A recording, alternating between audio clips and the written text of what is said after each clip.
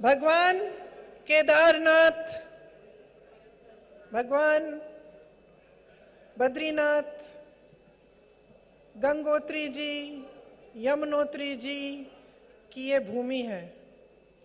इस भूमि का मैं नमन करती हूँ। इस भूमि के साथ मेरे परिवार का पुराना रिश्ता है। आप तो जानते ही होंगे, मेरे पिताजी, मेरे चाचा जी यहीं देहरादून में पढ़े, मेरे भाई भी यहीं पढ़े, मैं भी यहीं पढ़ी, मेरा बेटा भी यहाँ पढ़ा। कई पीढ़ियों से हम इस प्रदेश में आ रहे हैं, आप सबसे मिल रहे हैं, आप सबकी बातों को सुन रहे हैं और यहाँ की जो सुंदरता है, यहाँ की प्रकृति जो है, उसको देखकर हमेशा खुश होते थे। लेकिन आज यहाँ आकर इस देवभूमि में जिस तरह की सरकार चल रही है, उसको देखकर दुख होता है। मैं कहना चाहती हूं कि ये दुख क्यों होता है। ठीक है, हर सरकार आती है, जनता की समस्याएं होती हैं और जो विकास है, चाहे कितना भी कोई सरकार करे, वो कभी पूरा नहीं होता। तो हमेशा ये एहसास होता है कि चलो और काम हो सकता था।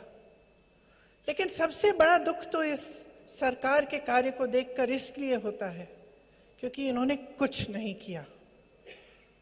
इन्होंने जितने बड़े बड़े वादे आपको दिए, जितनी आशा से, उम्मीद से आप सबने इनका समर्थन किया, उसको तोड़ दिया है। जहां जहां मैं जाती हूं, बहुत स्पष्ट होता है कि पिछले 5 सालों में कुछ काम नहीं किया गया। पिछले 5 सालों में सिर्फ जो आपकी उम्मीदें हैं वो टूटी, जो आपको वादे किए थे वो टूटे, जो पहले काम किया गया था वही आज दिखता है। जो हमारी सरकार के दौरान विकास का कार्य था वही आज है, उससे आगे कुछ नहीं किया गया। हाँ, चुनाव आता है तो बड़ी बड़ी घोषणाएं फिर से होती हैं, उद्घाटन होने शुरू होते हैं और जो प्रोजेक्ट आपने 5 सालों से नहीं किए, उनका उद्घाटन आप आज कर रहे हैं, ये दिखाने के लिए कि बहुत बड़ी बड़ी चीजें की गई हैं। इस सरकार ने जितना पैसा, जितना धन विज्ञापनों में खर्चा है, कि सिर्फ यहाँ उत्तराखंड में नहीं, सिर्फ उत्तर प्रदेश में नहीं, दिल्ली में उत्तराखंड और उत्तर प्रदेश के विज्ञापन दिखते हैं। इतना खर्चा होता है इन पर, लेकिन जो आपकी समस्याएं हैं उनको हल करने के लिए इनके पास पैसे नहीं है, कहते हैं। जब हम घोषणा करते हैं कि हम कुछ करना चाहते हैं, वो सवाल उठाते हैं कि पैसे कहां से आएंगे। सच्चाई ये है कि पैसे हैं। सच्चाई ये है कि रोजगार के लिए खाली पद हैं। सच्चाई ये है कि सरकार की नीयत ठीक नहीं है। अगर ये करना चाहती थी तो कर सकती थी। सच्चाई ये है कि आपको डबल इंजन की सरकार का वादा किया, लेकिन आज स्थिति इन्होंने ये बना दी है कि पेट्रोल डीजल इतना महंगा है, इनका ही इंजन ठप हो गया है।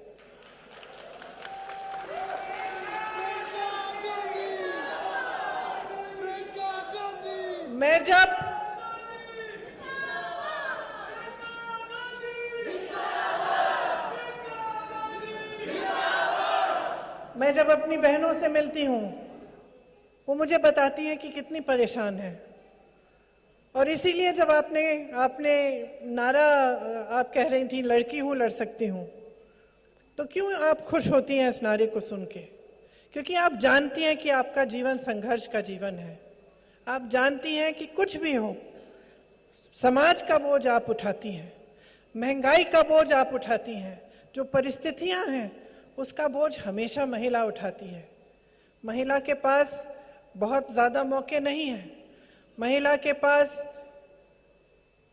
उसको हमेशा घर भी देखना पड़ता है। चाहे वो बाहर जाके खेती में काम करे, वो घर आएगी, वो घर को भी संभालेगी, परिवार के सदस्यों को देखेगी, वो सुखी हैं, वो अच्छे हैं कि नहीं हैं, सबकी सेहत ठीक है कि नहीं है।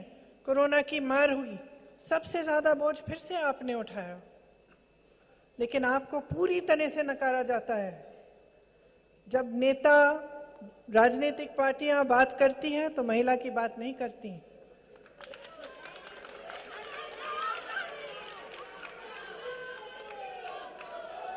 क्या आपको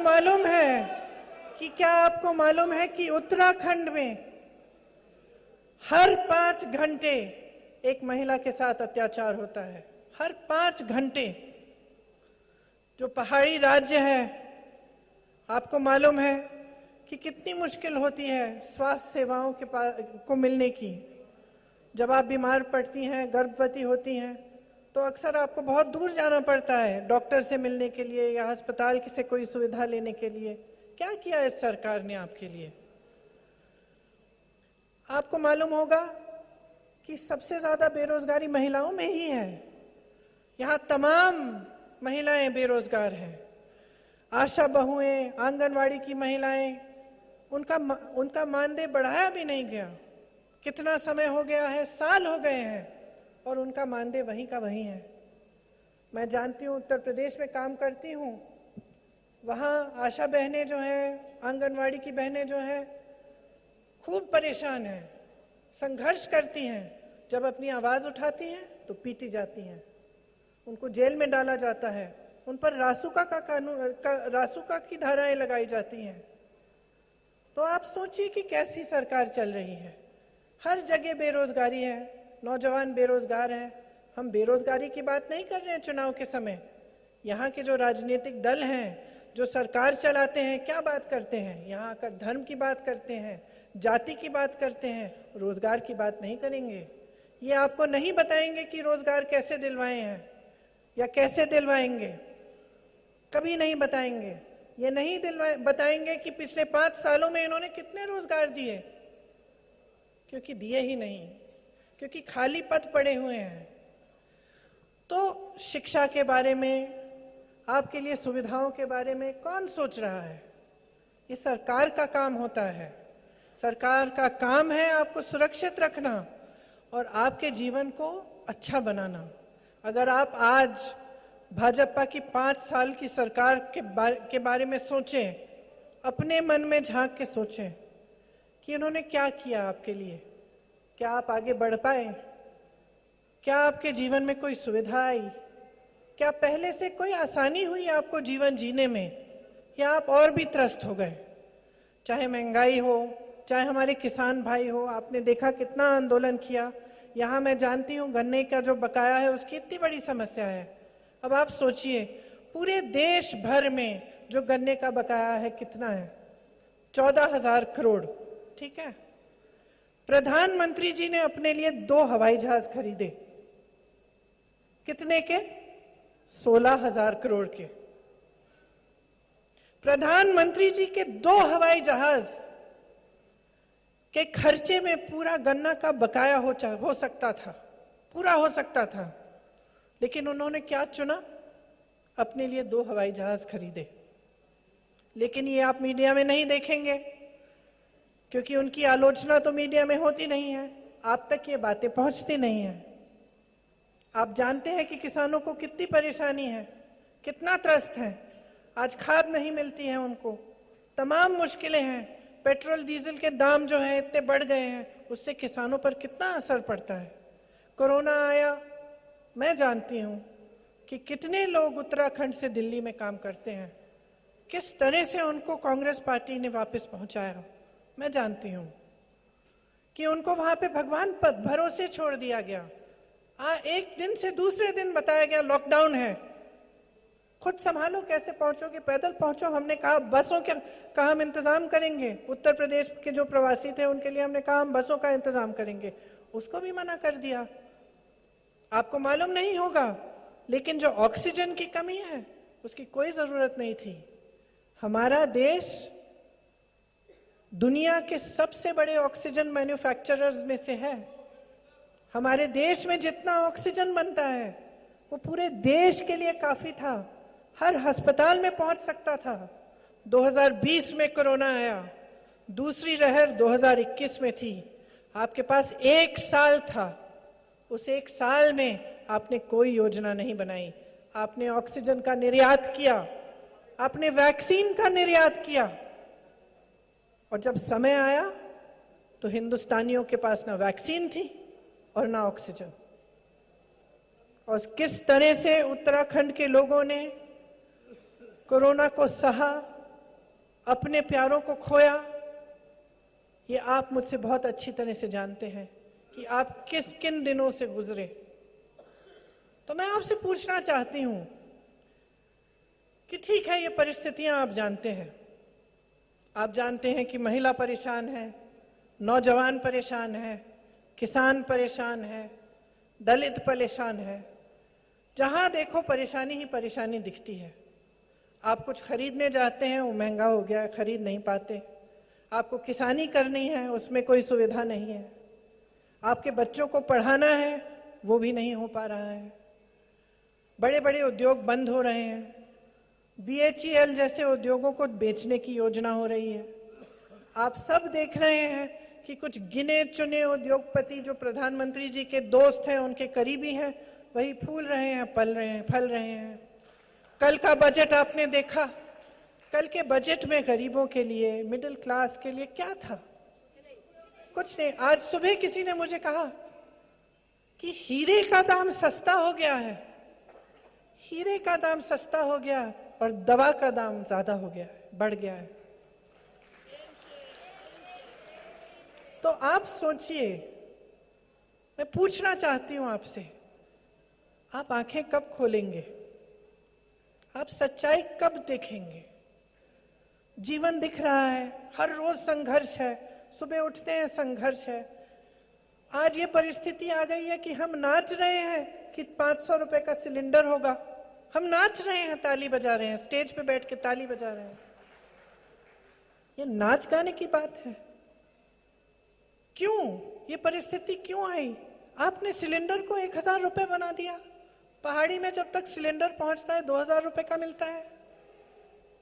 तो आज हम खुश हो रहे हैं कि चलो हम कह पा रहे हैं कि हम 500 रुपए का करेंगे, लेकिन असलियत यह है कि ये परिस्थितियां ऐसी हो गई हैं कि आज जो सरकार को आपको देना चाहिए कोई तोहफा नहीं है, आपका हक है। आज उस हक को मांगने के लिए आपको इतना संघर्ष करना पड़ रहा है। आज एक राजनीतिक दल कांग्रेस पार्टी आपके सामने आकर कह रही है हम आपको आपका हक देंगे, और आप खुशी से नाच रहे हैं, लेकिन ये आपका हक है। समझ रहे हैं? समझ रहे हैं? कोई आप पे एहसान नहीं कर रहा है, कोई एहसान नहीं कर रहा है।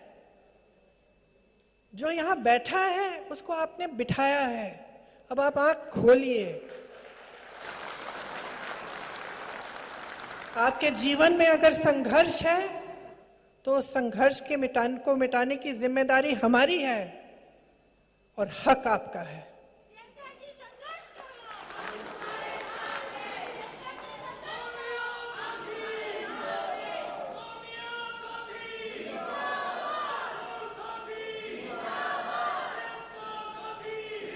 अब आपको सब दिख रहा है, आपको दिख रहा है कि यहाँ की सरकार ने क्या किया आपके लिए। महामारी आई तो भी हो रही है, तो बदलाव कौन लाएगा? बदलाव कांग्रेस पार्टी तभी ला पाएगी जब आप जागरूक बनेंगे, जब आप समझेंगे कि सरकार का काम आपके लिए दिन रात काम करने का काम है। अगर आपके बच्चों की शिक्षा नहीं हो रही है, सरकार का काम है कि वो आपको बताएं कि किस तरह से आपके बच्चों को की शिक्षा कराएंगे, किस तरह से आपका भविष्य मजबूत करेंगे, किस तरह से, कहां से आएंगे ये रोजगार। इसीलिए जो घोषणा पत्र बनाया हमने, इसमें हमने कहा है कि हम क्या करना चाहते हैं। और मैं पूछना चाहती हूं कि आप हम पे विश्वास क्यों करेंगे? आप सोच सकते हैं कि हम भी दूसरे दलों के साथ की तरह ऐसी घोषणाएं कर रहे हैं, लेकिन हमारा ट्रैक रिकॉर्ड देखिए, हमारी सरकार का काम देखिए। यहां तो आपने देखा इस सरकार के आने से पहले काम हुआ। इसी तरह से जब हमने घोषणा की, छत्तीसगढ़ की सरकार बनने वाली थी, हमने घोषणा की कि वहां पे किसानों का कर्ज माफ किया जाएगा। सरकार ने जब शपथ ली उसके 3 घंटे बाद सारे कर्ज माफ किए गए। तो आपके पास विकल्प है। कांग्रेस पार्टी एक विकल्प है जो आपके लिए काम करना चाहती है, जिसके नेता आपके लिए संघर्ष करना चाहते हैं, जिन्होंने 5 सालों में आप ही के संघर्ष, आपके साथ खड़े होकर आपके संघर्ष देखे हैं, और जो हर बार आप ही की आवाज उठाते हैं, आपके लिए न्याय मांगते हैं। चाहे वो आपके पेंशन की बात हो, चाहे एक्स सर्विसमैन की बात हो, चाहे युवाओं की बात हो, महिलाओं की बात हो, हमेशा कांग्रेस पार्टी आपके साथ खड़े होकर संघर्ष करती है। तो आप ही सोचिए कि अगर आपको अपना जीवन बदलना है, परिवर्तन लाना है और एक ऐसी सरकार लानी है जो आपके लिए काम करे, तो आपको मन बनाना पड़ेगा। आपको ये तय करना पड़ेगा कि इस चुनाव में विकास की बात होनी चाहिए। जो आपको यहाँ मंच पे खड़े होकर राजनीतिक दल आते हैं, जो धर्म के बारे में, जाति के बारे में बात करते हैं, उनसे पूछिए मेरे विकास के बारे में क्या कह रहे हो।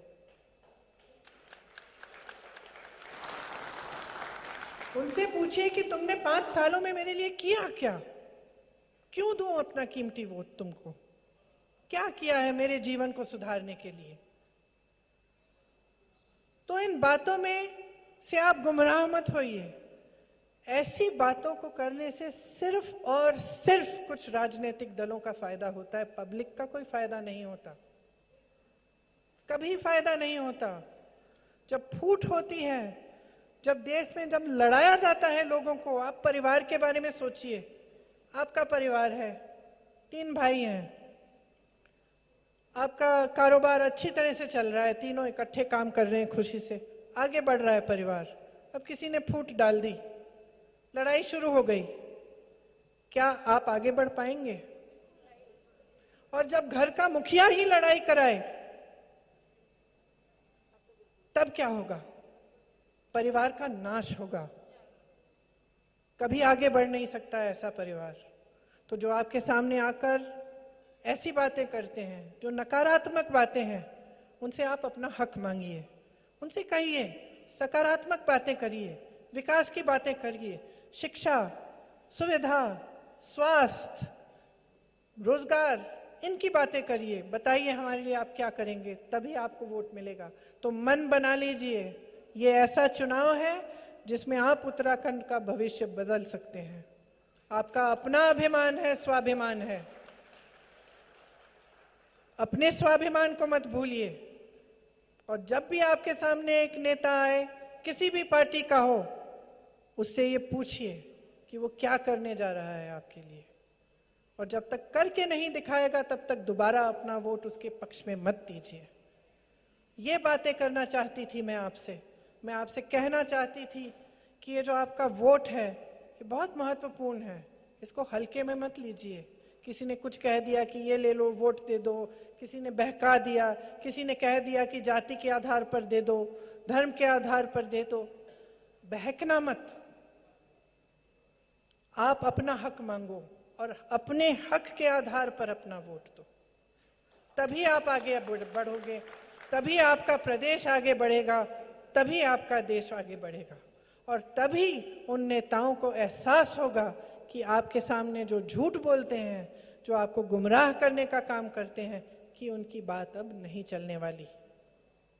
तो अब समय आ गया है, खासतौर से मैं अपनी बहनों को कहना चाहती हूं, आप लड़की हो, लड़ सकती हो, अपने हक के लिए लड़ सकती हो, आपका हक है ये सब। आप बच्चों को पालते क्यों हैं? आप उनकी परवरिश क्यों करते हैं? क्योंकि आपके दिल में ये आशा है ना कि बड़े होके कुछ बनेंगे, बड़े होके सबकी देखभाल करेंगे, उनका भविष्य मजबूत बनेगा। आप नहीं चाहते कि आपकी तरह संघर्ष करें, तो इसलिए लड़िए, अपने हक के लिए लड़िए, अपने बच्चों के भविष्य के हक के लिए लड़िए। और सबसे बड़ा औजार, सबसे बड़ा आपका वोट है, सबसे बड़ा हथियार है, सबसे बड़ा औजार है, इसका इस्तेमाल करिए ध्यान से, विवेक से और जिम्मेदारी से। तो चुनाव आने वाला है, ये सब बातें करनी थी आपसे, इसके साथ साथ मैं आपको ये भी बताना चाहती हूँ कि हमारे घोषणा पत्र में हमने क्या क्या लिखा है, क्योंकि ये बहुत ज़रूरी है कि जैसे मैंने कहा हर पार्टी आपको बताए कि आपके लिए करना क्या चाहती है। तो हमारे घोषणा पत्र में हमने लिखा है कि गैस की कीमतें 500 से पार नहीं होंगी। तो अगर एक गैस सिलेंडर आपको आज 1000 रुपए का मिल रहा है, सरकार आपको 500 में देगी और बाकी भरपाई सरकार करेगी। 4 लाख रोजगार दिलवाए जाएंगे।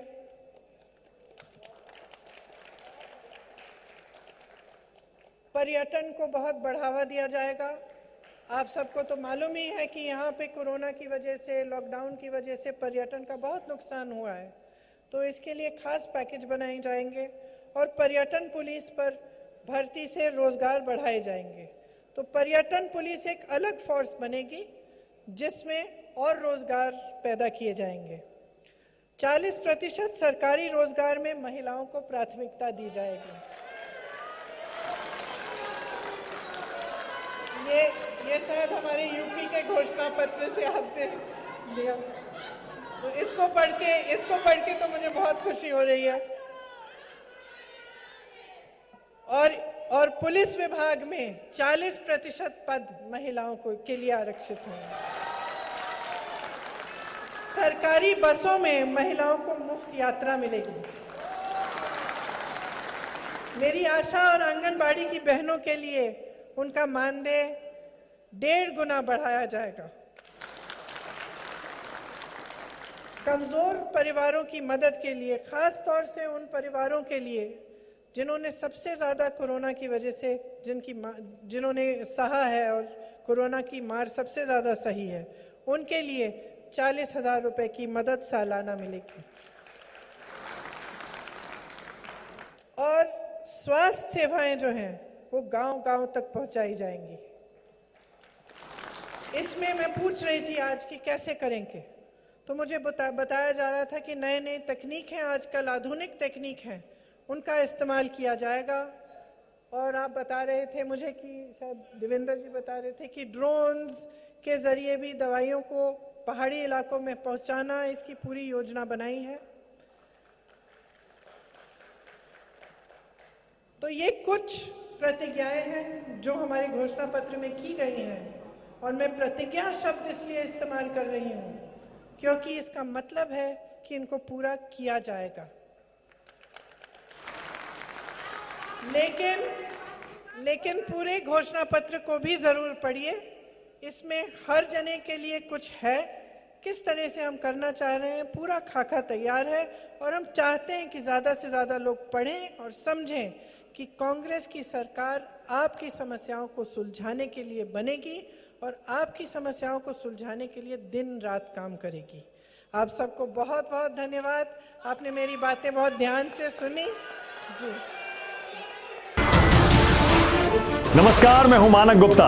अगर आपको हमारा ये वीडियो पसंद आया हो तो इसे लाइक और शेयर जरूर करें, और हाँ, हमें सब्सक्राइब और फॉलो करना ना भूलें ताकि आप देश और दुनिया की कोई खबर मिस ना करें। तो जुड़े रहिए हमारे साथ और देखते रहिए News 24।